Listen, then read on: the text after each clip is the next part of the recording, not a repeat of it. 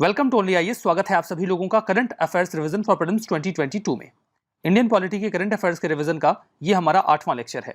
आज के इस सेशन में हम अप्रैल महीने के इंडियन पॉलिटी के करंट अफेयर्स को रिवाइज करेंगे। आगे बढ़ने से पहले एक छोटी सी इन्फॉर्मेशन आप सभी के लिए है कि हमारे पास इस प्रीलिम्स 2022 के लिए कुछ कोर्सेज हैं जो कि आपके एग्जाम पॉइंट ऑफ व्यू से काफ़ी इंपॉर्टेंट हो सकते हैं। सबसे पहले इसमें एक प्रीलिम्स क्रैश कोर्स की बात हो रही है जिसका नाम तेजस है। इसमें आपको 250 प्लस आवर्स के वीडियो लेक्चर्स, इसमें आपके करंट अफेयर्स और स्टैटिक दोनों इंक्लूडेड हैं। काफ़ी सारे टेस्ट, फुल लेंथ और सेक्शनल, और वीकेंड डाउट सेशंस वगैरह सब कुछ हैं इसमें आपको फ्री सीसैट के क्लासेस और उनके टेस्ट सीरीज भी मिलती है। बट स्टिल अगर आप केवल टेस्ट सीरीज में ज्वाइन करना चाहते हो, आपको वीडियो लेक्चर्स नहीं चाहिए, आपका रिवीजन ऑलरेडी चल रहा है अच्छा, तो आप उसके लिए लास्ट माई लीप ज्वाइन कर सकते हो। इसमें आपके 19 सेक्शनल टेस्ट हैं, 5 करंट अफेयर्स के टेस्ट हैं, 15 फुल लेंथ टेस्ट हैं, 4 सीसैट के टेस्ट हैं। इसको ज्वाइन करने के लिए आप dpp.onlyis.in पे ज्वाइन कर सकते हो। एट द सेम टाइम एक सीसैट के लिए प्रोग्राम है जो कि ऐसे स्टूडेंट्स को केटर करता है जिनका सीसैट वीक है। तो सीसैट एक्सपर्ट प्रोग्राम आपके सभी सीसैट के टॉपिक्स को कवर करता है वीडियो लेक्चर्स के फॉर्म में, और छोटे छोटे हैंडआउट्स भी हर लेक्चर के बाद आपको मिलते हैं प्रैक्टिस के लिए, और लास्ट में कुछ फुल लेंथ टेस्ट हैं इसमें। इसके अलावा अगर आप 2023 के लिए प्रिपेयर कर रहे हैं तो आप हमारे प्रारंभ बैच को ज्वाइन कर सकते हैं। इसमें आपको एक फुल फाउंडेशन बैच के तरीके से सारी रिक्वायरमेंट्स यूपीएससी के पॉइंट ऑफ व्यू से फुलफिल की जाती है। इसमें वीडियो लेक्चर्स भी हैं, स्टडी मटेरियल्स भी हैं, टेस्ट सीरीज भी हैं, मेंटोरशिप भी है, इंटरव्यू गाइडेंस भी है, सब कुछ इसमें आपको मिलेगा। अगर आप इस बैच को ज्वाइन करना चाहते हो तो आप video.onlyis.in पे विजिट करो। याद रखना कि तेजस प्रोग्राम के लिए भी आपको video.onlyis.in पर ही विजिट करना है। अगर आपको कोई भी डाउट आता है इन सभी बैचेस से रिलेटेड तो आप हमें सिंपली इस नंबर पर कॉल कर सकते हो या फिर info@onlyis.com पे हमें मेल ड्रॉप भी कर सकते हो। तो चलिए डिस्कशन स्टार्ट करते हैं। शामिल थे। बात करते हैं प्रेसिडेंट रूल के बारे में। प्रेसिडेंट रूल का मतलब ये होता है कि स्टेट गवर्नमेंट हो जाती है सस्पेंड, और वहां पर जो डायरेक्ट रूल है सेंटर का वो स्टैब्लिश हो जाता है। अगर सिचुएशन ऐसी अराइज हो जाए कि जो स्टेट गवर्नमेंट है वो कॉन्स्टिट्यूशन के प्रोविजन के अकॉर्डिंग गवर्नमेंट को रन ना कर पाए और ऐसा सेटिस्फाइड हो प्रेसिडेंट को, तो वो स्टेट इमरजेंसी या प्रेसिडेंट रूल इंपोज कर सकते हैं। इसे स्टेट इमरजेंसी या फिर कॉन्स्टिट्यूशनल इमरजेंसी के नाम से भी पुकारा जाता है। आर्टिकल 356 जो इंडियन कॉन्स्टिट्यूशन में है वो स्टेट इमरजेंसी की बात करता है। आपको पता है कि article 352 national emergency, 356 state emergency और 360 फाइनेंशियल इमरजेंसी की बात करता है, जिसे आज तक कभी इंपोज नहीं किया गया है। इस प्रेसिडेंट रूल के इंपोज हो जाने के बाद स्टेट में जो काउंसिल ऑफ मिनिस्टर्स होते हैं वो फंक्शनल नहीं रह जाते, और जो यूनियन गवर्नमेंट है वो सीधे सीधे कंट्रोल कर लेता है स्टेट को। जो गवर्नर है वो हेड बन जाते हैं उस स्टेट के एग्जीक्यूटिव पावर के तौर पे, और उन्हीं के अकॉर्डिंग सारे कामकाज शुरू हो जाते हैं। स्टेट इमरजेंसी के लगने के बाद पार्लियामेंट्री अप्रूवल भी रिक्वायर्ड होता है। पार्लियामेंट्री अप्रूवल 2 महीने के भीतर ले लिया जाना चाहिए जिस दिन से प्रेसिडेंट रूल को इंपोज किया गया है। पार्लियामेंट के अप्रूवल का मतलब है कि लोकसभा और राज्यसभा दोनों में ही यह अप्रूवल रिक्वायर्ड होगा।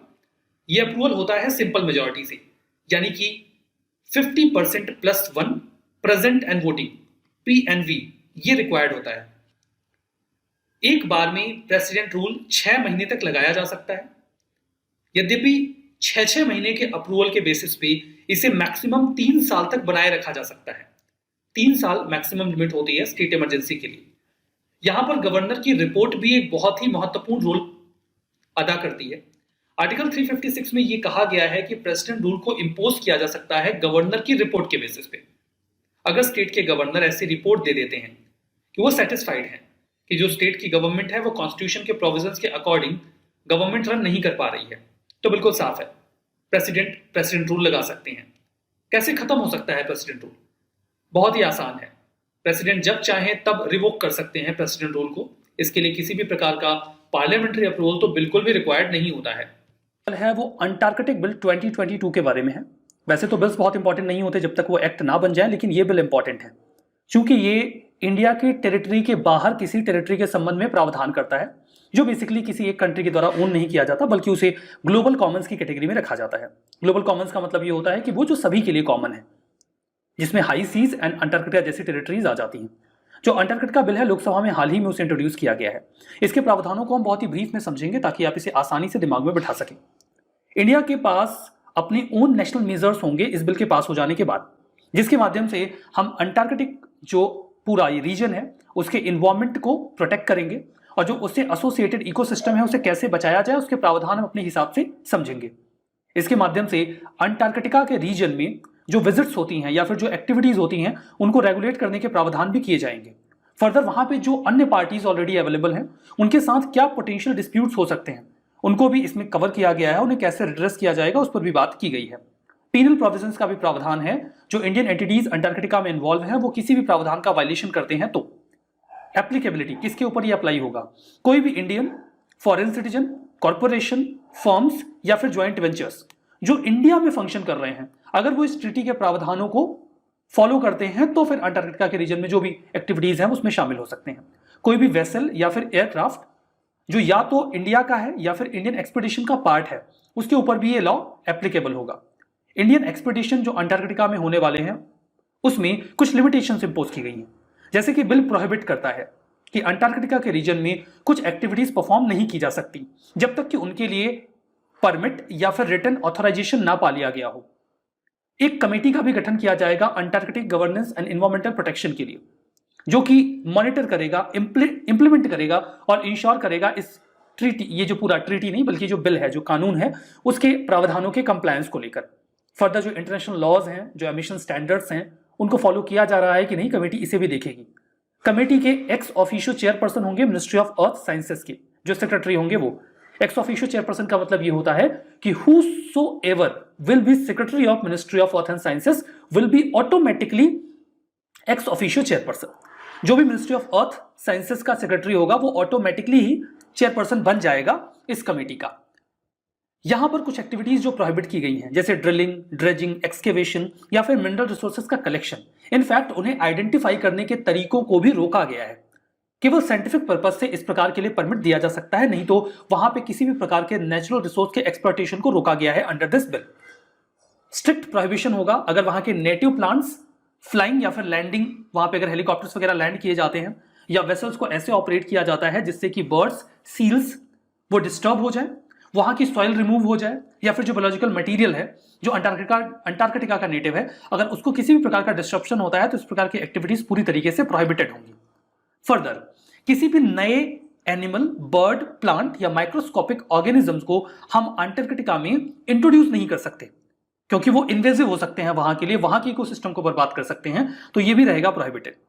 इंडियन टूर ऑपरेटर्स इस बिल के तहत वो परमिट लेने के बाद लोगों को टूरिज्म के पर्पज से वहां पे ऑपरेट कर सकते हैं। इंडिया चूंकि सिग्नेटरी है अंटार्कटिका ट्रीटी के लिए 1983 से ही, इसलिए जरूरी है कि इंडिया कुछ लॉज स्पेसिफाई करे कि वो कैसे रिसर्च बेसिस वगैरह को गवर्न करने वाला है और कैसे वो अंटार्कटिका को प्रिजर्व करेगा। इंडिया सिग्नेटरी है convention on the conservation of Antarctic marine living resources और commission for conservation of Antarctic marine living resources. इन दोनों के साथ ही मिलकर इंडिया अंटार्कटिका का जो प्रिस्टीन नेचर है उसे बचाने की कोशिश करता है। हमारा नेक्स्ट आर्टिकल फास्टर प्लेटफॉर्म के बारे में है। चीफ जस्टिस ऑफ इंडिया ने अभी हाल ही में फास्टर प्लेटफॉर्म को लॉन्च किया। इसका फुल फॉर्म है fast and secured transmission of electronic record.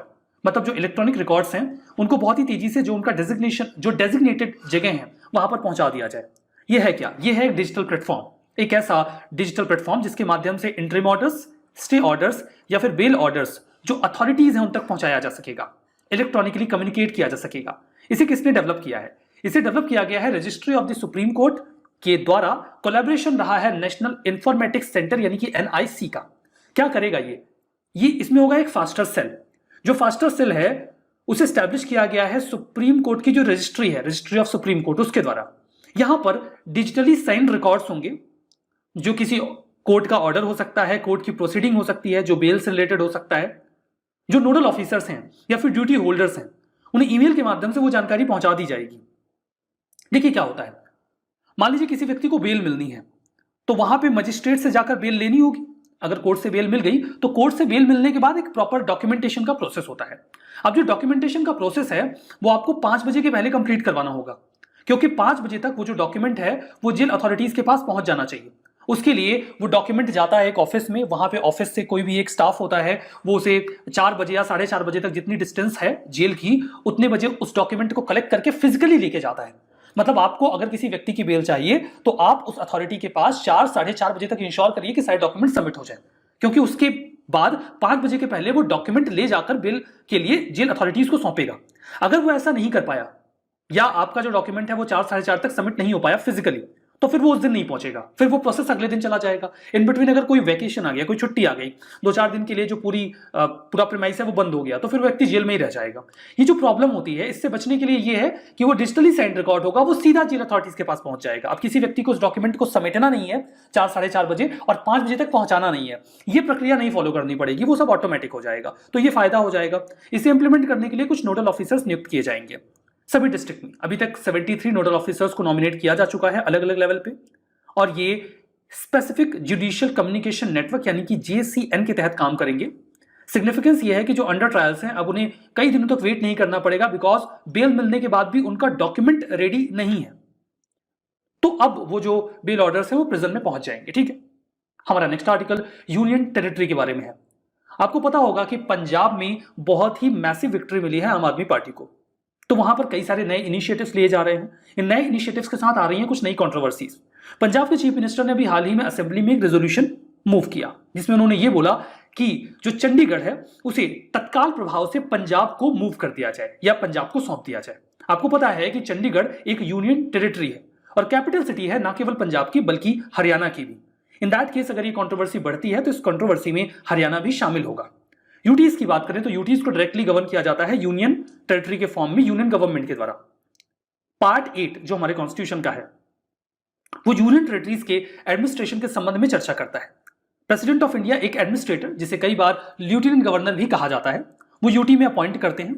उनकी जिम्मेदारी होती है कि यूटी के सभी कामकाज को देखें और सेंट्रल गवर्नमेंट की विल के अकॉर्डिंग वहां की सभी चीजों को मैनेज करें।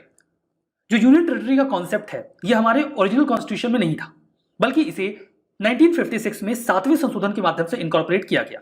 ये जानकारी हो सकता है कि आपके लिए नई हो। मैं रिपीट कर देता हूं कि यूनियन टेरिटरी का कॉन्सेप्ट हमारे ओरिजिनल कॉन्स्टिट्यूशन में नहीं था, रेदर इसे 7वें संशोधन के माध्यम से 1956 में हमारे कॉन्स्टिट्यूशन में इनकॉर्पोरेट किया गया। यूटीज को अलग अलग तरीके से गवर्न किया जाता है डिपेंडिंग कि वो किस टाइप के हैं। कुछ यूटीज बहुत ही छोटे होते हैं, जैसे कि चंडीगढ़, दमन एंड दीव, दादर एंड नगर हवेली। यहां पे कोई इलेक्टेड असेंबली नहीं है, वो सेंट्रल गवर्नमेंट के सीधे कंट्रोल में होते हैं। कुछ ऐसे होते हैं जिनके पास अपनी लेजिस्लेटिव असेंबली होती है, जैसे कि पुदुचेरी और जम्मू एंड कश्मीर। यहां पर गवर्नमेंट भी होती है और लेफ्टिनेंट गवर्नर भी अपॉइंट किए जाते हैं, गवर्नर होते हैं जो बाकी का कामकाज देखते हैं। एक मामला आता है न्यू दिल्ली का। जो दिल्ली है वो ऑलटुगेदर डिफरेंट है सभी यूटीज से। आप इसे यूनियन टेरिटरी और स्टेट के बीच में रख सकते हैं, जिसको काफी हद तक अथॉरिटीज है। आर्टिकल 3 के अकॉर्डिंग जो इंडियन कॉन्स्टिट्यूशन है उसमें किसी भी नए स्टेट या यूटी को बनाने की जो पूरी जिम्मेदारी है वो यूनियन पार्लियामेंट को दे दी गई है, तो वही ये कर सकते हैं। पार्लियामेंट किसी भी नए स्टेट या यूटी को अनाउंस कर सकते हैं एग्जिस्टिंग स्टेट को तोड़कर या फिर मर्ज करके, तो ये अधिकार उनके पास ही है। हमारा नेक्स्ट आर्टिकल 9th शेड्यूल के बारे में है। सुप्रीम कोर्ट ने अभी 10.5% का जो इंटरनल रिजर्वेशन था वनियाकुला छत्री कम्युनिटी जो तमिलनाडु की है उसको जो दिया गया था, उसे अभी स्ट्रक डाउन कर दिया है, अनकॉन्स्टिट्यूशनल डिक्लेयर कर दिया है। तमिलनाडु में जो रिजर्वेशन है वो 69% का है। इसे 1994 के एक एक्ट के तहत प्रोटेक्ट कर दिया गया है 9th शेड्यूल में, जिसके माध्यम से जो पहले एक प्रावधान हुआ करता था कि रिजर्वेशन 50% के ऊपर नहीं जाना चाहिए, उसके एम्बिट में ये 69% का रिजर्वेशन तमिलनाडु का नहीं आता था। यद्यपि ये अभी बना हुआ है। अभी कुछ समय पहले क्या हुआ कि जब इलेक्शन हो रहे थे तो इलेक्शन के 1 महीने पहले, जब मॉडल कोड ऑफ कंडक्ट लगता है उसके पहले ही वहां की जो रूलिंग गवर्नमेंट थी उन्होंने 10.5% का रिजर्वेशन वनियाकुला कम्युनिटी को दे दिया, जो कि अदर बैकवर्ड क्लासेस में एक बहुत बड़ी कम्युनिटी है, ताकि वो अपना इलेक्टोरल बेस बना सकें। इस रिजर्वेशन के बाद उन्हें फायदा भी हुआ, लेकिन ये मामला गया कोर्ट में। मद्रास हाई कोर्ट ने इसे अनकॉन्स्टिट्यूशनल डिक्लेयर किया और फिर ये मामला गया सुप्रीम कोर्ट ने। सुप्रीम कोर्ट ने भी ये आर्गुमेंट एक्सेप्ट नहीं किया। उन्होंने कहा कि आखिर ऐसा क्या आधार है कि जो वनियाकुला छत्री कम्युनिटी है तमिलनाडु में वो बाकी अदर बैकवर्ड क्लासेस से अलग है, और उन्हें एक अलग प्रकार का रिजर्वेशन जो इंटरनल रिजर्वेशन है, जो अदर बैकवर्ड क्लासेस को रिजर्वेशन दिया गया है, उसी के भीतर जो रिजर्वेशन दिया जा रहा है ये किस आधार पे है, ये सही नहीं है। तो इसे नल एंड वॉइड डिक्लेयर कर दिया गया, अनकॉन्स्टिट्यूशनल डिक्लेयर कर दिया गया। 9th शेड्यूल की बात करते हैं। 9th शेड्यूल हमारे कॉन्स्टिट्यूशन में फर्स्ट अमेंडमेंट के माध्यम से इनकॉर्पोरेट किया गया था।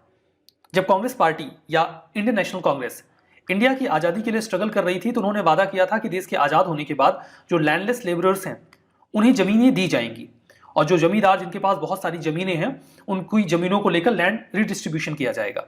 लेकिन जब देश आज़ाद हुआ तो देश के कॉन्स्टिट्यूशन में राइट टू प्रॉपर्टी को फंडामेंटल राइट डिक्लेयर कर दिया गया। तो सरकार का लैंड रिफॉर्म का किसी भी प्रकार का कोई भी प्रयास फंडामेंटल राइट के वायलेशन के तौर पे देखा जाने लगा और मामला सुप्रीम कोर्ट, हाई कोर्ट में जाने लगा।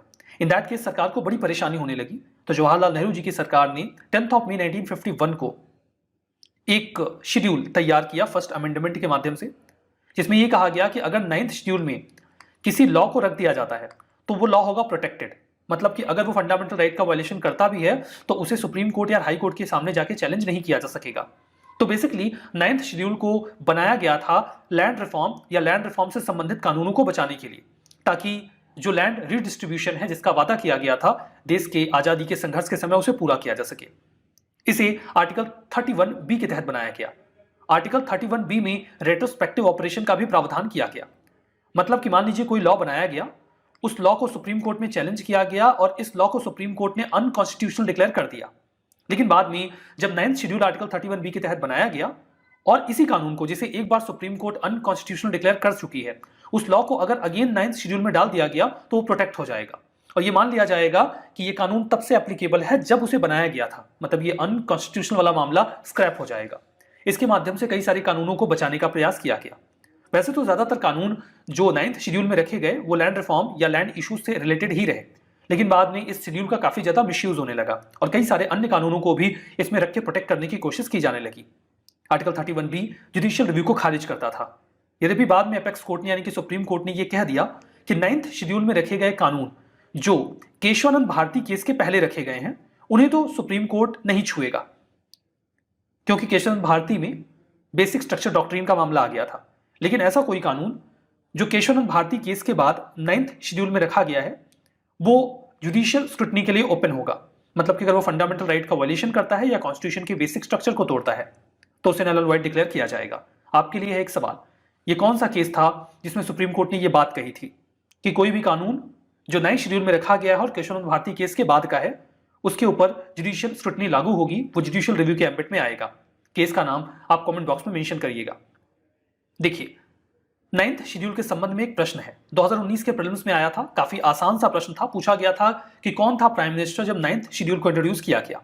जवाब आपको पता है, Jawaharlal Nehru. Next article lookout notice के बारे में है। जर्नलिस्ट राणा अयूब, इन्हें मुंबई में भी हाल ही में रोक दिया गया क्योंकि इनके खिलाफ इन्फोर्समेंट डायरेक्टोरेट ने एक लुकआउट नोटिस जारी किया था। लुकआउट नोटिस क्या होता है? राणा अयूब काफी ज्यादा कंट्रोवर्सी में रही हैं। इन्होंने कई सारे सोशल इनिशिएटिव्स इकट्ठा या चलाकर कोविड-19 के दौरान बहुत सारा डोनेशन कलेक्ट किया था। इस डोनेशन के अमाउंट को इन्होंने उस पर्पस से खर्च नहीं किया जिस पर्पस से उसे खर्च किया जाना था। उन्होंने ऐसा कहा कि उन्होंने 60 से 65 लाख रुपए यूटिलाइज किए हैं, जबकि उनके अकाउंट्स एंड क्रेडिट कार्ड की डिटेल्स बताती हैं कि उन्होंने महज 28 लाख रुपए ही खर्च किए हैं और बाकी के जो पैसे हैं वो उन्होंने अपने पास रख लिए हैं। तो इसे मनी लॉन्ड्रिंग के केस के तौर पे देखा जा रहा है और इसीलिए वो कंट्रोवर्सी में है। तो उनके खिलाफ इन्फोर्समेंट डायरेक्टोरेट यानी कि ईडी ने लुकआउट नोटिस जारी किया। लुकआउट नोटिस, जिसे शॉर्ट में एलओसी कहा जाता है, इस बात को इंश्योर करता है कि कोई भी ऐसा व्यक्ति जिसके ऊपर आरोप है किसी भी प्रकार के, किसी भी इन्फोर्समेंट एजेंसी ने उनके खिलाफ इन्वेस्टिगेशन चला रखी है, तो वो देश को छोड़ने ना पाए, देश को छोड़ ना सके। इसके लिए इमिग्रेशन चेक पॉइंट्स पर एलओसी की नोटिस जारी की जाती है, क्योंकि किसी भी व्यक्ति को देश छोड़ने के लिए इमिग्रेशन चेक पॉइंट को क्रॉस करना ही होगा, चाहे वो इंटरनेशनल एयरपोर्ट का हो या फिर इमिग्रेशन ब्रांच जो सी पोर्ट्स की होती हैं उनका हो। तो उस चेक पॉइंट पर उन्हें रोक दिया जाएगा अगर उनके खिलाफ एलओसी यानी कि लुकआउट नोटिस किसी भी इन्फोर्समेंट एजेंसी के द्वारा जारी किया गया है। तो पुलिस किसी भी व्यक्ति के खिलाफ एलओसी यानी कि लुकआउट नोटिस के लिए कोर्ट के पास जा सकती है। ये बता सकती है कि जो सस्पेक्ट हैं वो देश को छोड़कर जा सकते हैं और हो सकता है वो इन्वेस्टिगेशन में कोऑपरेट ना करें, तो उस व्यक्ति को देश छोड़ने से रोकने के लिए एलओसी नोटिस की रिक्वायरमेंट है। कोई व्यक्ति जिसके खिलाफ एलओसी का नोटिस जारी किया गया है वो इस एलओसी नोटिस को कोर्ट के सामने चैलेंज भी कर सकते हैं कि ये नोटिस गलत है और वो इससे रिलीफ भी प्राप्त कर सकते हैं। एक बार एलओसी अगर इशू हो गया तो कई सारी अथॉरिटीज के पास ये अधिकार होता है कि वो एलओसी नोटिस के लिए इनिशिएशन ले सकते हैं, मतलब मांग कर सकते हैं कि हमें एलओसी नोटिस किसी व्यक्ति के खिलाफ चाहिए। कोई भी ऐसा अधिकारी, कोई ऑफिसर जिसकी रैंक डिप्यूटी सेक्रेटरी से नीचे ना हो, कोई ऑफिसर जो ज्वाइंट सेक्रेटरी स्टेट गवर्नमेंट में इस रैंक पे कम से कम हो, एक डिस्ट्रिक्ट मजिस्ट्रेट या superintendent of police, designated officer जो अलग अलग लॉ एनफोर्समेंट एजेंसीज या सिक्योरिटी एजेंसीज के होते हैं, इंटरपोल का कोई डेजिग्नेटेड ऑफिसर, कोई ऐसा ऑफिसर जो एडिशनल डायरेक्टर जो सीरियस फ्रॉड इन्वेस्टिगेटिंग ऑफिस होते हैं, कम से कम उस रैंक का हो मिनिस्ट्री ऑफ कॉर्पोरेट अफेयर्स में। ये सभी ऑफिशियल्स किसी व्यक्ति के खिलाफ एलओसी की मांग कर सकते हैं। 2018 के बाद एक और चीज ऐड कर दी गई। पहले जो बैंक के चेयरमैन या मैनेजिंग डायरेक्टर या चीफ एग्जीक्यूटिव ऑफिसर्स होते थे उन्हें अधिकार नहीं था, लेकिन बैंक फ्रॉड केसेस में कई सारे लोग देश छोड़कर भाग गए, तो उन्हें भी अधिकार 2018 से दे दिया गया है कि पब्लिक सेक्टर बैंक का कोई भी जो ऑफिशियल है, जो चेयरमैन, मैनेजिंग डायरेक्टर या चीफ एग्जीक्यूटिव के पद का हो, वो किसी व्यक्ति के खिलाफ एलओसी नोटिस की मांग कर सकता है। एलओसी को मॉडिफाई, डिलीट या विड्रॉ किया जा सकता है ब्यूरो ऑफ इमिग्रेशन के द्वारा ही। अगर जिस अथॉरिटी ने उनसे ये एलओसी लुकआउट नोटिस दिया है वो बोले कि अब इसकी आवश्यकता नहीं है, आप हटा लो, तो उस व्यक्ति का नाम एलओसी नोटिस में से हटा लेंगे, फिर वो व्यक्ति ट्रेवल कर सकता है। क्या एलओसी नोटिस जारी होने के बाद उस व्यक्ति को इमिग्रेशन चेक पॉइंट पर गिरफ्तार कर लिया जाता है? ये जरूरी नहीं है। इमिग्रेशन पॉइंट पर एलओसी कई प्रकार का हो सकता है। उस व्यक्ति को सिर्फ ये कहा जा सकता है कि आप बाहर नहीं जा सकते, वापस लौट जाइए, या किसी व्यक्ति को देश के अंदर घुसने से भी रोका जा सकता है। कई बार जो अथॉरिटीज होती हैं वो ये कहती हैं, जो इमिग्रेशन चेक पॉइंट्स होता है, कि आप जो लोकल पुलिस है उसके जरिए उस व्यक्ति को डिटेन करवा लीजिए, हम उन्हें आके इन्वेस्टिगेट करेंगे। तो कई बार गिरफ्तार भी किया जाता है, लेकिन अरेस्ट एलओसी नोटिस पर जरूरी नहीं होता, इस बात को आप ध्यान रखिएगा। हमारा नेक्स्ट आर्टिकल आरएनओआर टैग के बारे में है। आरएनओआर इस समय न्यूज में है। देखिए, बेसिकली ये एक प्रकार का रेसिडेंट आइडेंटिफिकेशन होता है टैक्सेशन लॉ के अकॉर्डिंग। टैक्सेशन के बेसिस पर डिवीजन किया जाता है जो रेसिडेंट्स हैं और नॉन रेसिडेंट्स हैं उनके बीच में। अब देखिए, एक तो लोग होते हैं भारत में जो रह रहे हैं, तो वो तो हो गए रेसिडेंट्स, और दूसरे होते हैं नॉन रेसिडेंट। नॉन रेसिडेंट में भी दो प्रकार के लोग होते हैं। एक होते हैं रेसिडेंट जो ऑर्डिनरी रेसिडेंट होते हैं, और दूसरे होते हैं resident but not ordinary resident. तो यहां पे जो आरएनओआर का मतलब है that is resident but not ordinary resident. अभी resident but not ordinary resident का क्या मतलब होता है? मतलब वो निवासी तो हैं लेकिन सामान्य तरीके के निवासी नहीं है। अब इसका क्या मतलब हुआ? नॉन रेसिडेंट इंडियंस, मतलब ऐसे नॉन रेसिडेंट इंडियंस को आरएनओआर कहा जाता है जो पिछले 10 सालों में सिर्फ 1 साल ही भारत में रहे हों और 9 साल उनके पास एनआरआई का दर्जा रहा हो, तो वो आरएनओआर बन जाते हैं। या फिर पिछले 7 सालों की बात करते हैं, पिछले 7 सालों में वो भारत में या तो 729 दिन या उससे कम ही रहे हैं, तो भी उन्हें आरएनओआर का दर्जा दे दिया जाता है। इसके अतिरिक्त कोई इंडियन सिटीजन जो किसी और देश का टैक्स रेसिडेंट ना हो, यहां मामला टैक्सेशन का है, जहां पे वो टैक्स पे ना करता हो, भारत में उसकी इनकम 15 लाख से अधिक हो, जहां पे फॉरेन सोर्सेज से उसकी इनकम कैलकुलेट नहीं करेंगे, या फिर कोई इंडियन सिटीजन या पर्सन ऑफ इंडियन ओरिजिन जिसकी इनकम भारत में 15 लाख से अधिक हो और वो भारत में 1 साल में 120 दिनों से अधिक लेकिन 182 दिनों से कम रुकता हो, तो ऐसे सभी लोगों को आरएनओआर कहा जाएगा। जो आरएनओआर का स्टेटस है वो कहीं ना कहीं एनआरआई और एक रेगुलर रेसिडेंट के बीच में लाई करता है। जो आरएनओआर है उन्हें ज्यादा टैक्स देने पड़ते हैं, जबकि एनआरआईज को कंपैरेटिवली कम टैक्स देने पड़ते हैं। उनके लिए तो जिस देश में वो रहते हैं उससे हमारी कैसी ट्रीटी है इस बेसिस पे 12.5 से 15% का टैक्स देना पड़ता है। वहीं पर आरएनआर को तुलनात्मक रूप से ज्यादा टैक्स पे करना पड़ता है। ठीक, हमारा next article parliamentary committee on official languages के बारे में है। हाल ही में यूनियन होम मिनिस्टर ने प्रेसाइड किया है इसकी 37th मीटिंग को, एंड दैट्स व्हाई ये कमेटी न्यूज में है।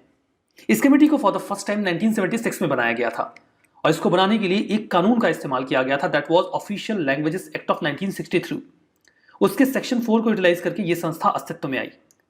जो कमेटी है उसके पास जिम्मेदारी है कि हिंदी का ऑफिशियल पर्पज से कितना अच्छी तरीके से इस्तेमाल किया जा रहा है, उसमें क्या प्रोग्रेस हुई है, ये उसको रिव्यू करें। इस रिपोर्ट को वो प्रेसिडेंट को सबमिट कर देते हैं अपनी रिकमेंडेशंस के साथ।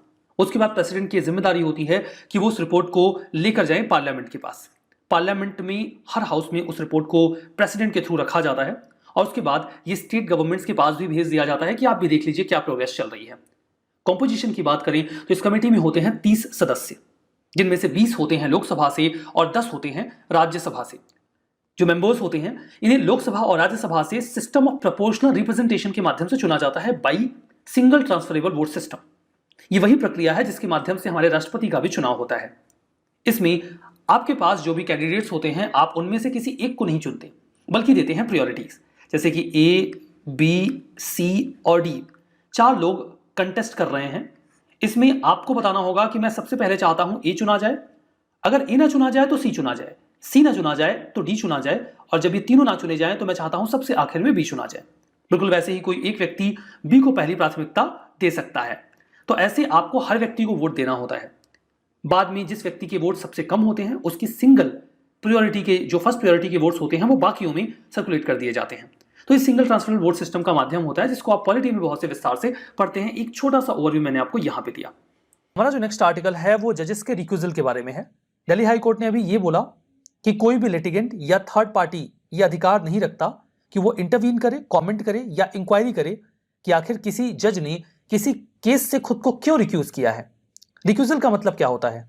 कई बार ऐसा होता है कि किसी जज को ऐसा लगता है कि जिस केस में वो इन्वॉल्व होने जा रहा है वहां पर उसके कॉन्फ्लिक्ट ऑफ इंटरेस्ट है, या जो पार्टीज हैं वो उनको जानता है, या हो सकता है कि उसका किसी पार्टी की ओर किसी भी कारणवश झुकाव आ जाए। इससे उनकी इंटीग्रिटी खतरे में पड़ती है या उस पर क्वेश्चन मार्क्स रेज किए जा सकते हैं। दैट इज द रीजन कि वो जज खुद से ही खुद को उस केस से बाहर कर लेते हैं और इसे जजेस के रिक्यूजल के रूप में देखा जाता है। इसमें वो किसी ऑफिशियल एक्शन को पार्टिसिपेट करने से मना कर देते हैं इस आधार पर कि उसमें उनका कॉन्फ्लिक्ट ऑफ इंटरेस्ट इन्वॉल्व है। ये जो डॉक्ट्रिन है जुडिशियल रिक्यूजल का, यहां पर एक जज किसी भी केस को सुनने से मना कर देता है और खुद को उस केस से पीछे खींच लेता है, ये कहते हुए कि उसके हित उसमें शामिल हो सकते हैं। यह principle due process of law को एस्टैब्लिश करता है, जहां पर हम कानून की उचित प्रक्रिया पर ध्यान देते हैं। क्या रीजंस हो सकते हैं रिक्यूजल के? एक जज कई सारे कारणों से खुद को बाहर कर सकता है। एक मामला होता है परसेप्शन ऑफ बायसनेस का, उसके ऊपर आरोप होते हैं या फिर ऐसी उम्मीद की जाती है कि वो किसी एक पार्टी की ओर झुकाव रख सकता है। ऐसे केसेस कई तरीके से आ सकते हैं। जैसे मान लीजिए कि कोई केस एक ऐसी कंपनी का आया है जिसमें वो जज खुद ही शेयर होल्डर है, तो अगर उस कंपनी को लॉस होगा उस केस की वजह से तो जज को भी लॉस होगा, तो हो सकता है कि वो उस कंपनी के फेवर में जजमेंट दे दें, ऐसी उम्मीद हो सकती है। दूसरा, वो किसी केस की दो पार्टी में से किसी एक पार्टी से पर्सनल एसोसिएशन रखते हो, या एक पार्टी जो उस केस में इन्वॉल्व है उसकी ओर उनका झुकाव हो, या उनका लॉयर या नॉन लॉयर से कोई पहले का कम्युनिकेशन हो। कई बार ऐसा होता है कि एक जज जिस कोर्ट में अपनी सर्विसेज दे रहे हैं उसी कोर्ट में उनका बेटा लॉ प्रैक्टिस कर रहा है और वो उनके सामने केस लेकर आ गया, तो अक्सर ऐसे केसेस में जो जज होते हैं वो खुद को रिक्यूज कर लेते हैं, पीछे हट जाते हैं, कहते हैं नहीं हम अपने बेटे का केस नहीं सुनेंगे, वो कोई और जज सुने, क्योंकि वहां पर कॉन्फ्लिक्ट ऑफ इंटरेस्ट हो सकता है। एक और मामला हो सकता है, सपोज करिए कि कोई जज हाई कोर्ट में थे और उन्होंने एक जजमेंट दिया, उस जजमेंट के खिलाफ सुप्रीम कोर्ट में अपील गई और अब ये प्रमोट होकर सुप्रीम कोर्ट में पहुंच गए और अगेन ये केस सुप्रीम कोर्ट में उन्हीं के पास पहुंच गया जिन्होंने हाई कोर्ट में उस पर जजमेंट दिया था। ऐसे केसेस में कॉन्फ्लिक्ट ऑफ इंटरेस्ट आएगा। वो अपने जजमेंट को क्यों पलटेंगे? अगर उसमें कुछ सब्सटेंटिव फैक्ट होगा तो भी। ऐसी स्थिति में भी जो जज होते हैं वो खुद को उस केस से बाहर कर लेते हैं। रिक्यूजल का प्रोसेस क्या होता है? रिक्यूजल का देखिए कोई प्रोसेस बताया नहीं गया है और ना ही बनाया गया है। तो एक जज अपनी कंसाइंस, अपने अंतःकरण से खुद ही डिसाइड करता है कि क्या वहां पर उसका कोई कॉन्फ्लिक्ट ऑफ इंटरेस्ट है, और अगर है तो वो खुद को बाहर कर लेते हैं। कई सारे सर्कमस्टेंसेस में लॉयर्स या पार्टीज भी इस बारे में क्वेश्चन करते हैं कि देखिए सर, आपके इस केस में इंटरेस्ट इन्वॉल्व है तो आप इस केस को मत सुनिए। जब ऐसा होता है तो यूजुअली जजेस खुद ही उस केस से खुद को बाहर कर लेते हैं। हालांकि रिक्यूजल का कोई फॉर्मल रूल या रेगुलेशन नहीं है और अंतिम निर्णय उस जज के पास ही होता है कि वो केस सुनना चाहते हैं या फिर नहीं। बेसिक प्रिंसिपल यही है जुडिशियल कंडक्ट का कि हर जज ने अपने ऑफिस की एक ओथ ली होती है जिसमें वो कहते हैं कि अपनी ड्यूटीज को अच्छे से परफॉर्म करेंगे, जस्टिस डिलीवर करेंगे बिना किसी फियर या फेवर के, अफेक्शन या इलविल के। तो जो उनका ये ओथ है, अगर कॉन्फ्लिक्ट ऑफ इंटरेस्ट आ गया तो ये आड़े आएगा ना, इसीलिए वो खुद को बाहर कर देते हैं। Ranjit Thakur versus union of India case में सुप्रीम कोर्ट ने ये कहा भी था कि जो बायस है उसका लाइक्लीहुड केवल इस आधार पे रिक्यूजल को संज्ञान में नहीं लेना चाहिए, बल्कि जो एप्रीहेंशंस हैं किसी भी पार्टी के माइंड में उनको संज्ञान में लेकर जजेस रिक्यूजल के डिसीजन को ले सकते हैं कि पार्टी क्या सोचती है, क्या जज का कॉन्फ्लिक्ट इसमें इन्वॉल्व हो सकता है। अगर कोई जज खुद को रिक्यूज करने से मना कर दे तो कर दे, कोई क्या कर लेगा? यहां पर कोई रूल रेगुलेशन तो है नहीं कि कॉन्फ्लिक्ट ऑफ इंटरेस्ट आ गया तो जज को बाहर जाना ही होगा, नहीं, जज खुद ही डिसाइड करते हैं। ये एक जनरल इंटीग्रिटी होती है कि जज बाहर हो जाते हैं। यहां पर जजेस रीजन क्या बताते हैं रिक्यूजल का, या कैसे बताते हैं? कोई फॉर्मल रूल चूंकि नहीं है कि रिक्यूजल कैसे होता है, तो जजेस के ऊपर होता है कि वो रीजन बताना चाहते हैं कि नहीं। कई बार वो रीजन ओपन कोर्ट में बता देते हैं, कई बार तो रीजन सबको पता होता है। अब किसी जज का बेटा केस लेके चला गया उनके सामने, तो सबको पता है ना कि कॉन्फ्लिक्ट ऑफ इंटरेस्ट है, तो बताने की जरूरत नहीं होती, सबको पता होता है क्या रीजन है, वो खुद को हटा लेते हैं। और कई बार वो अपने ऑर्डर में जब वो रिक्यूज कर रहे होते हैं तो बता देते हैं कि इस वजह से मैं इस केस से खुद को बाहर कर रहा हूं। तो ये मामला जजेस के रिक्यूजल का रहा। हमारा जो नेक्स्ट आर्टिकल है वो इन्फोर्समेंट डायरेक्टोरेट के बारे में है। ईडी ने अभी कुछ लोगों को समन किया मनी लॉन्ड्रिंग केस में, तो ये न्यूज में आया। ये एक स्पेशलाइज्ड इन्वेस्टिगेटिंग एजेंसी है फाइनेंशियल मैटर्स के लिए, डिपार्टमेंट ऑफ रेवेन्यू के तहत काम करती है, मिनिस्ट्री ऑफ फाइनेंस में। ध्यान दीजिएगा, मिनिस्ट्री ऑफ फाइनेंस में, न्यू दिल्ली में हेडक्वार्टर्ड है और इसे डायरेक्टर ऑफ इन्फोर्समेंट के द्वारा हेड किया जाता है। 1956 में इसे इन्फोर्समेंट यूनिट के रूप में एग्जिस्टेंस में लाया गया और तभी डिपार्टमेंट ऑफ इकोनॉमिक अफेयर्स के तहत काम किया करता था। और इनके पास बेसिक काम ये था कि जो फॉरेन एक्सचेंज रेगुलेशन एक्ट है 1947 का, फेरा, उसमें कोई धांधली ना हो, उसमें कोई गड़बड़ी ना हो, ये उसकी देखरेख करे। 1957 में इन्हें फॉर्मल नाम दिया गया इन्फोर्समेंट डायरेक्टोरेट। और अब इनके पास दो स्पेशल लॉज के तहत काम करने की जिम्मेदारी थी। एक तो फेमा, जो फेरा था वो बाद में फेमा बन गया, that was foreign exchange management act of 1999, और फिर पीएमएलए आया, prevention of money laundering act 2002। इन दोनों की जिम्मेदारी इनको सौंप दी गई। ईडी के पास बहुत सारी पावर्स होती हैं, देश के बाहर जो भारत का पैसा है वो ना जाए। कई बार लेयरिंग की जा रही है, पैसे को कई चक्करों में घुमा दिया जाता है ताकि पता न चले उसका सोर्स क्या है, उसे भी पता करना। और सेक्शन 48-49 जो है पीएमएलए एक्ट का, वो ऑथराइज करता है इस प्रकार की इन्वेस्टिगेशन के लिए इन्फोर्समेंट डायरेक्टोरेट यानी कि ईडी को। ईडी अगर क्राइम कमिट कर लिया गया है तो कैसे काम करती है, बेसिकली उसका क्या रोल होता है। अगर मान लीजिए किसी भी केस, कोई भी ऐसा केस आता है लोकल पुलिस के पास जहां पर 1 करोड़ से अधिक के अमाउंट का क्राइम इन्वॉल्व है, ऐसे पैसे का हेर फेर रिक्वायर्ड उसमें इन्वॉल्व है, तो जो भी इन्वेस्टिगेटिंग ऑफिसर हैं वो सारी डिटेल्स ईडी को भेज देते हैं कि आप देखिए यहाँ पे पैसे का मामला है। ईडी के पास पीएमएलए एक्ट के तहत काफी अधिकार होते हैं। वो सर्च कर सकते हैं प्रॉपर्टी को और सीज कर सकते हैं पैसे या डॉक्यूमेंट को। प्रॉपर्टी को सीज नहीं करते, कई बार सर्च एंड सीजोर लिख दिया जाता है तो हमें लगता है प्रॉपर्टी का भी सीजोर कर सकते हैं, बट ऐसा नहीं है। वो मनी और डॉक्यूमेंट का सीजोर कर सकते हैं। कई बार अरेस्ट रिक्वायर्ड होता है, कई बार नहीं भी रिक्वायर्ड होता है। वो सीधे सीधे सर्च एंड सीजोर में इन्वॉल्व हो सकते हैं। इसके लिए जरूरी नहीं कि उस व्यक्ति को सम्मन किया जाए, उससे सवाल जवाब किया जाए और उसके बाद ही वो सर्च ऑपरेशन चलाएं, जरूरी नहीं है, वो सीधा चला सकते हैं। जो पर्सन है अगर उसे अरेस्ट किया गया है तो विदिन 60 डेज उसके लिए जो चार्जशीट है वो फाइल कर देते हैं। पीएमएलए एक्ट में चूंकि 7 साल से अधिक की सजा होती नहीं है तो 7 दिनों के भीतर उनके पास चार्जशीट फाइल करने का समय होता है। हमारा नेक्स्ट आर्टिकल कैट के बारे में है, यानी कि सेंट्रल एडमिनिस्ट्रेटिव ट्रिब्यूनल के बारे में। अभी हाल ही में एक स्पेशल ड्राइव चलाई गई है, CAT ने जो ये ड्राइव है इसे अपनी 19 बेंचेस में चलाया है कि वहां पर कितनी अच्छी सर्विसेज दी जा रही हैं जो सीनियर सिटीजन्स या पेंशनर्स हैं उन्हें। देखिए जो ट्रिब्यूनल्स हैं, एडमिनिस्ट्रेटिव ट्रिब्यूनल्स, इन्हें हमारे कॉन्स्टिट्यूशन के आर्टिकल 323 के ए या 323A के तहत बनाया जाता है। इनका बेसिक काम ये होता है कि जो लोग पब्लिक सर्विसेज में हैं उनकी रिक्रूटमेंट या कंडीशंस के रेस्पेक्ट में अगर उनके पास कोई कंप्लेन है, कोई डिस्प्यूट है, उनकी पेंशन के संबंध में कोई प्रॉब्लम है, तो वो इन ट्रिब्यूनल्स में जाके रिजॉल्व करवा सकते हैं। आर्टिकल 323A इस संबंध में प्रावधान करता है। इसे ही आधार बनाकर गवर्नमेंट ने पास किया एडमिनिस्ट्रेटिव ट्रिब्यूनल्स एक्ट ऑफ 1985 और सेंट्रल गवर्नमेंट को इससे अथॉरिटी मिल जाती है कैट यानी कि सेंट्रल एडमिनिस्ट्रेटिव ट्रिब्यूनल्स बनाने की। फर्दर इसी के तहत स्टेट एडमिनिस्ट्रेटिव ट्रिब्यूनल्स भी बनाए जाते हैं। अब यहाँ पे स्पीडी जो रिड्रेसल है वो होने लगा, जो भी प्रॉब्लम्स होती थी पब्लिक सर्वेंट्स की उनकी। तो कुल मिला के जो कैट है, चूंकि 1985 में ये पूरा कानून आया था तो राजीव गांधी जी का समय था जब इसे एप्लीकेबल बनाया गया। कैट की पूरे भारत में वर्तमान में 19 बेंचेस हैं। ऑब्जेक्टिव बिल्कुल सिंपल है कि स्पेशलाइज्ड बॉडी है जिसमें एडमिनिस्ट्रेटिव मेंबर्स भी होते हैं और जुडिशियल मेंबर्स भी होते हैं जिन्हें इस बारे में एक्सपीरियंस होता है। चेयरमैन या तो सिटिंग या फिर रिटायर्ड जज हो सकते हैं हाई कोर्ट के। Operating principle of national justice होता है। कोई आईपीसी सीआरपीसी के तहत ये काम नहीं करते। इसका जो सेक्शन 17 है ये उन्हें ऑथराइज करता है कि जो हाई कोर्ट का कंटेम्प्ट होता है बिल्कुल वैसे ही इनके पास भी अधिकार रहेंगे। इंडिपेंडेंस को मेंटेन करने के लिए इनके पास जो अथॉरिटी होती है वो हाई कोर्ट के जजेस के जैसी ही होती है, जो 2006 का एडमिनिस्ट्रेटिव ट्रिब्यूनल अमेंडमेंट एक्ट इनको ग्रांट करता है। ये सारी बातें तो कैट के बारे में होगी। देखिए समझ में प्रश्न आया था 2009 में। पहला तो यही था कि जो कैट था उसे लाल बहादुर शास्त्री जी के समय में सेटअप किया गया था। दूसरा कि कैट जुडिशियल और एडमिनिस्ट्रेटिव दोनों प्रकार के मेंबर्स को अकोमोडेट करता है। तो पहला तो गलत था क्योंकि राजीव गांधी जी का समय था। दूसरा सही है, तो बी इसका आंसर हो जाएगा। हमारा next article anti defection law के बारे में है। वाइस प्रेसिडेंट वेंकैया नायडू जी ने अभी हाल ही में ये कहा कि अब समय आ चुका है कि जो भी loop holes anti defection law में हैं हम उन्हें रिमूव करें, और इसी पर्सपेक्टिव से एंटी डिफेक्शन लॉ न्यूज में आया। एंटी डिफेक्शन लॉ के प्रावधान हमारे संविधान के 10वें शेड्यूल में यानी कि अनुसूची में किए गए हैं। ये स्पेसिफाई करता है कि अगर किसी पॉलिटिकल पार्टी का जो लेजिस्लेटर है जो वहां से चुना गया है वो कौन सी ऐसी एक्टिविटीज करेगा कि उसे एंटी डिफेक्शन लॉ फेस करना पड़ेगा और उसकी जो सदस्यता है सदन की वो रद्द कर दी जाएगी। इसे 1985 में 52nd कॉन्स्टिट्यूशनल अमेंडमेंट एक्ट के माध्यम से हमारे संविधान का हिस्सा बनाया गया, यानी कि एंटी डिफेक्शन लॉ। इसके पहले होता यही था कि एक व्यक्ति किसी पॉलिटिकल पार्टी के टिकट से इलेक्शन जीतता था और बाद में वो किसी अन्य पॉलिटिकल पार्टी को ज्वाइन कर लेता था, तो एक प्रकार का डिफेक्शन होता था। इससे पॉलिटिकल इंस्टेबिलिटी क्रिएट होती थी। इसे आया राम गया राम का एक कॉन्सेप्ट भी कहा जाता है। तो इसे रोकने के लिए एंटी डिफेक्शन लॉ लाया गया।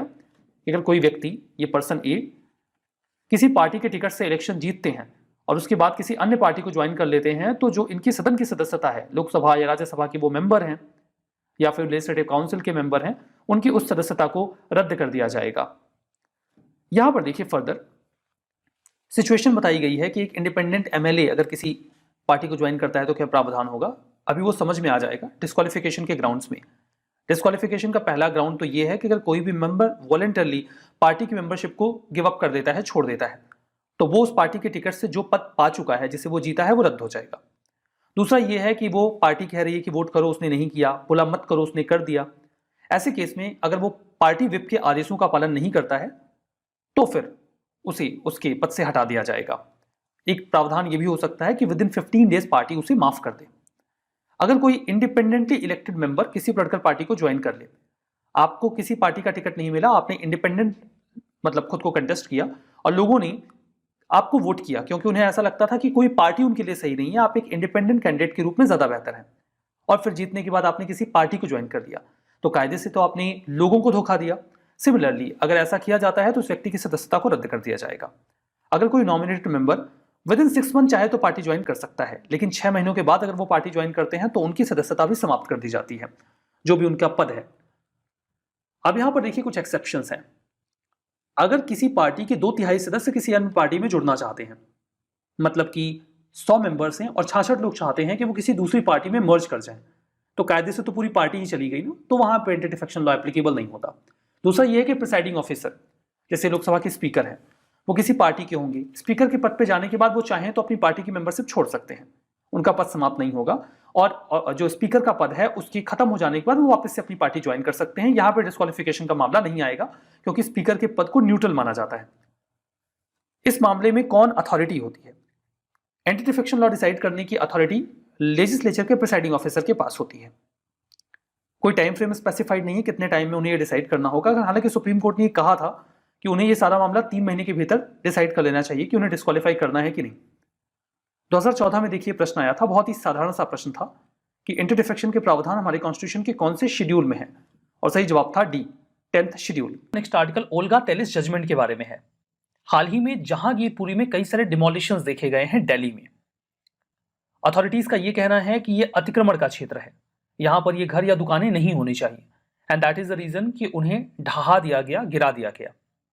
काफी ह्यू एंड क्राई मचा। इसे ऑनगोइंग कम्युनल वायलेंस के साथ भी जोड़ के देखा गया कि टारगेटेड डिमोलिशन किया गया है जो लोग इस प्रकार के वायलेंस में शामिल थे। इन बिटवीन ये कितना सही या गलत है, इसी डिबेट को लेकर ओल्गा टेलिस जजमेंट भी न्यूज में आया। ये जजमेंट वैसे तो 37 साल पुराना है, जहां पर सुप्रीम कोर्ट के कॉन्स्टिट्यूशनल बेंच ने परमानेंट ड्वेलर्स, मतलब ऐसे लोग जो फुटपाथ पे रहते हैं, उनके संबंध में एक जजमेंट दिया था। केस फाइनल हुआ था 1985 में, लेकिन ये मामला 1981 का था, जब जो अथॉरिटीज थी मुंबई की, उन्होंने ये डिसाइड किया, बेसिकली बॉम्बे म्युनिसिपल कॉर्पोरेशन और मुंबई की जो गवर्नमेंट थी, स्टेट गवर्नमेंट थी, महाराष्ट्र की जो स्टेट गवर्नमेंट थी, उन्होंने ये कहा कि जो परमानेंट ड्वेलर्स हैं वो सड़कों पे जाम लगा देते हैं, बिकॉज उस जगह से लोग आ जा नहीं पाते। तो जब लोग पॉमेंट्स पे यानी कि फुटपाथ पे आ जा नहीं पाएंगे तो वो सड़कों पे चलेंगे, तो सड़कों पे जाम लगता है, and that is the reason कि इन्हें हटाया जाना चाहिए। तो फोर्सफुली वहां से उस लोकेशन को एविक्ट करवाना शुरू किया गया। तो कई सारे एनजीओज एंड ऑल ने केस कर दिया।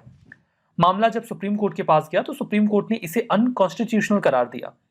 ये नहीं कहा कि उन्हें वहां से हटाया नहीं जाना चाहिए, उन्होंने बोला कि जो हटाने का तरीका है वो सही नहीं है, आपको उन्हें सुनना होगा और उन्हें एक ड्यू नोटिस देना होगा, उसके बाद ही आप उन्हें वहां से हटा सकते हैं। बेसिकली ये जो इविक्शन किया जा रहा था वो मानसून सीजन में किया जा रहा था, बरसात के समय में।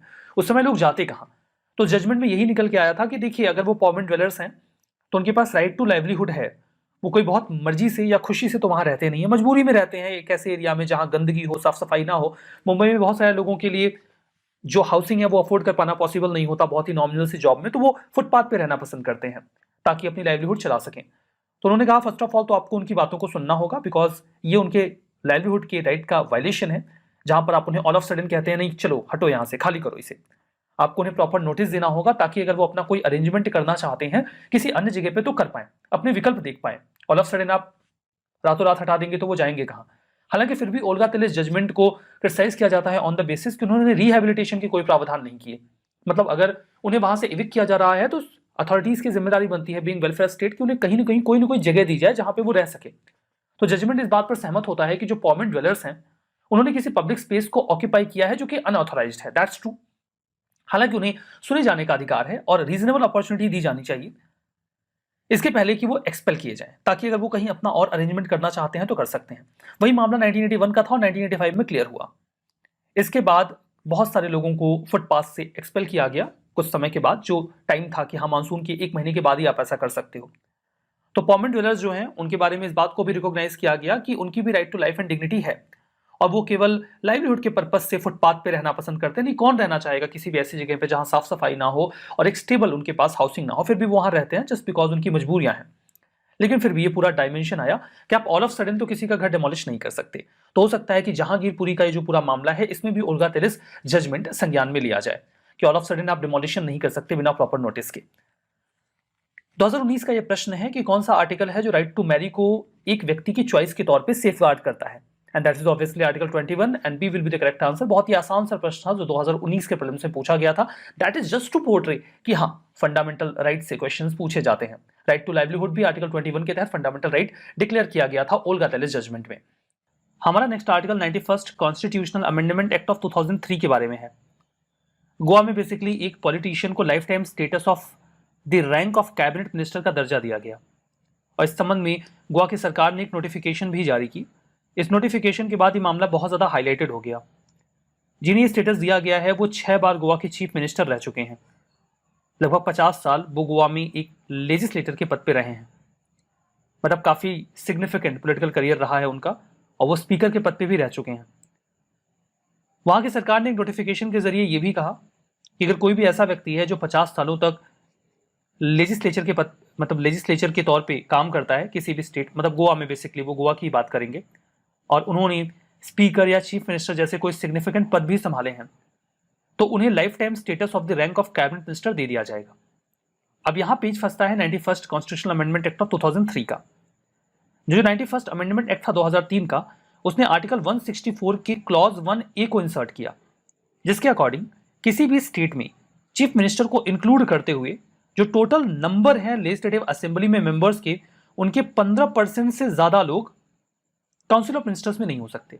मतलब अगर 100 वहां के टोटल MLAs हैं लेजिस्लेटिव असेंबली में, तो जो मैक्सिमम मिनिस्टर्स हो सकते हैं वो 15 हो सकते हैं, उससे ज्यादा नहीं। यहां पे देखिए एक कैप और भी लगाया गया है। हो सकता है कि ये जो नंबर है ये 100 ना हो। जैसे कि गोवा की बात करते हैं तो गोवा में टोटल 40 सीट्स ही हैं, तो इसका तो 15% 6 आ जाएगा। अब केवल 6 मिनिस्टर्स गोवा राज्य को कैसे संभालेंगे? तो इसी अमेंडमेंट के जरिए एक मिनिमम क्राइटेरिया भी दिया गया है कि कम से कम 12 मिनिस्टर्स होंगे और ज्यादा से ज्यादा टोटल नंबर का 15%, जो भी ज्यादा हो। तो जैसे कि हम बात कर रहे थे कि गोवा में जो मेंबर्स के नंबर्स हैं वो महज 40 हैं, इस लिहाज से 15% तो 6 हो जाएगा और 6 में गोवा का काम चलेगा नहीं। दैट्स वाई वो मिनिमम क्राइटेरिया यानी कि 12 मिनिस्टर्स का फुलफिल करते हैं कि वो कम से कम अपने यहाँ 12 मिनिस्टर्स रखते हैं। तो राइट नाउ गोवा में 12 मिनिस्टर्स हैं। काउंसिल ऑफ मिनिस्ट्री में जो काउंसिल ऑफ मिनिस्टर्स हैं उसमें 12 मेंबर्स ऑलरेडी हैं। और फर्दर अगर आप एक और व्यक्ति को rank of cabinet minister for life time देते हो तो ये नंबर बढ़ के 13 नहीं हो जाएगा। और जैसे ये 13 होगा, क्या ये कॉन्स्टिट्यूशन को वायलेट नहीं करने लग जाएगा? And that is the reason कि इस संबंध में PIL दायर किया गया बॉम्बे और ये जो हाई कोर्ट ऑफ बॉम्बे है गोवा में, वहां पर, कि ये गलत है, ऐसा नहीं हो सकता, ये संविधान का उल्लंघन है। सिमिलर प्रावधान यहां पे भी किया गया है आर्टिकल 75 में सेंटर के लिए कि जो प्राइम मिनिस्टर हैं उन्हें अपॉइंट करते हैं प्रेसिडेंट और बाकी के जो मिनिस्टर्स हैं उन्हें PM की एडवाइस पर ही प्रेसिडेंट अपॉइंट करते हैं। लेकिन उनके नंबर लोकसभा के टोटल स्ट्रेंथ के 15% के यानी कि 15% के ऊपर नहीं जा सकते। इसका बेसिक ऑब्जेक्टिव यह था कि सरकारें बहुत बड़ी कैबिनेट ना बना दें जिससे जो लोग हैं उनके रिसोर्सेस का अनावश्यक इस्तेमाल हो। तो यहां पर अगर किसी भी व्यक्ति को, चूंकि 12 मिनिस्टर्स ऑलरेडी हैं गोवा में, किसी भी व्यक्ति को अगर लाइफ टाइम स्टेटस दिया जाता है कैबिनेट मिनिस्टर के रैंक का, तो फिर ये नंबर 13 हो जाएगा, जो कि कॉन्स्टिट्यूशन का वायलेशन हो जाएगा। इसी बात को लेकर ह्यू एंड क्राई है। फर्दर ये भी कहा जा रहा है कि इनका जो नोटिफिकेशन है इसे क्रैश किया जाए, क्योंकि फिर ये आगे किसी और को भी ऐसा दर्जा दे देंगे तो ऐसे तो कॉन्स्टिट्यूशन का मैसिव वायलेशन होता रहेगा, ये गलत है। तो पूरा मामला भी आप समझ गए और ये अमेंडमेंट्स भी आप समझ गए। रिसेंटली यूनियन गवर्नमेंट ने न्यू सेंसस रूल को नोटिफाई किया है। पहले आपके 1990 के जो सेंसस रूल थे उनमें कुछ अमेंडमेंट करके इलेक्ट्रॉनिक फॉर्म और सेल्फ इन्यूमरेशन को इसमें इंक्लूड किया गया है। अब आपको ये पता होना चाहिए कि सेंसस एक्सरसाइज इंडिया में कब शुरू हुई थी। वैसे तो इसके ट्रेसेस आपको अर्थशास्त्र में भी देखने को मिलते हैं, बट जो मॉडर्न एरा का आपके सेंसस है उसकी शुरुआत हुई थी ब्रिटिश एरा के टाइम पे। अब यहाँ पे आपको याद रखना है कि 1865 के अराउंड आपकी नेशन फॉर्म में ये सेंसस प्रोसेस को स्टार्ट किया गया था। इसके बाद 1872 में आपको देखने को मिलता है कि वेरियस एरिया जो है इंडिया के उनमें ये सेंसस कंडक्ट किए जाते हैं, बट पहली बार पॉपुलेशन सेंसस नाम यहाँ पर ही यूज़ किया गया था। इसके तुरंत ही बाद यानी 8 या 9 साल बाद 1881 में आप देखते हैं कि फुल फ्लेज फॉर्म में आपके जो सेंसस हैं वो इंडिया में इंट्रोड्यूस कर दिए जाते हैं। इसके बाद से ही हर 10 साल बाद आपकी सेंसस एक्सरसाइज परफॉर्म की जाती है। अब ये जो सेंसस एक्सरसाइज है, हाल फिलहाल में इसे करने की जिम्मेवारी जो है वो आपकी मिनिस्ट्री ऑफ होम अफेयर के पास है, और यहाँ पर office of registrar general and census commissioner के पास ये ड्यूटी आती है आपकी। अब आप ये सोच रहे होंगे कि ये पॉपुलेशन सेंसस होता क्या है, तो आपको ये याद रखना है कि इसमें आप डाटा कलेक्ट करते हैं, कंपाइल करते हैं, उन्हें एनालाइज करते हैं और उस डाटा को डिस्ट्रीब्यूट भी करते हैं। अब यहाँ पर 3 तरह के डाटा हो सकते हैं आपके, डेमोग्राफी से रिलेटेड, इकोनॉमिक प्रोसेसेस से रिलेटेड और सोशल डाटा, जैसे किस तरह का लिटरेसी रेट है, इस तरह का डाटा यहाँ पर इंक्लूड किया जाता है। अभी हाल फिलहाल में जो आपके सेंसस होने थे, एक्चुअल में ये 2020 से स्टार्ट होना था प्रोसेस, बट अभी 2021 तक भी यानी 2021-22 तक भी इन प्रोसेस को हम कंडक्ट नहीं करवा पाए बिकॉज ऑफ कोविड-19। अब इसकी वजह से इनमें कुछ डिले देखने को मिल रहा है, और यहाँ पर इन रूल्स के थ्रू हमने एक कोशिश ये भी की है कि हम सेंसस प्रोसेस को प्रिंट मीडिया के थ्रू, इलेक्ट्रॉनिक मीडिया के थ्रू और सोशल मीडिया के थ्रू प्रमोट कर सकें, पब्लिसिटी इनकी कर सकें। अब यहाँ पर रेडियो, ऑडियो विजुअल और पोस्टर्स की फॉर्म में भी इस सेंसस एक्सरसाइज को प्रमोट किया जा सकता है। Now if we talk about कि पर्टिकुलरली ये सेल्फ इन्यूमरेशन क्या होता है, तो यहाँ पर आपको याद रखना है कि अपकमिंग सेंसस में आपको ऑनलाइन मोड के थ्रू इन डाटा को अपलोड करने की जिम्मेवारी दी गई है। साथ के साथ नेशनल पॉपुलेशन रजिस्टर जो है उसको भी यहाँ पर अपडेट किया जाएगा, और ये नेशनल पॉपुलेशन रजिस्टर जितने भी यूजुअल रेजिडेंट हैं इंडिया के, उनके बारे में आपको इन्फॉर्मेशन प्रोवाइड करता है। अब ऐसा भी हो सकता है कि कई बार लोग इसके बारे में आपको सटीक जानकारी ना दें, तो यहाँ पर सेक्शन 8 जो है सेंसस एक्ट 1948 का, ये जो भी पर्सन इन सेंसस को कंडक्ट कर रहा है उसको क्वेश्चन पूछने की आज़ादी देता है, पावर देता है एक तरह से। और दूसरी चीज़ यहाँ पर ऑब्लिगेशन है, जो भी इन क्वेश्चंस का आंसर करे वो सर्टेन एक्सपेक्टेशन तक इनका सही सटीक आंसर करे। तो कुछ यही चीज़ें डिटेल में यहाँ पर मेंशन्ड है। तो आज के इस सेशन में बस इतना ही। Thank you very much.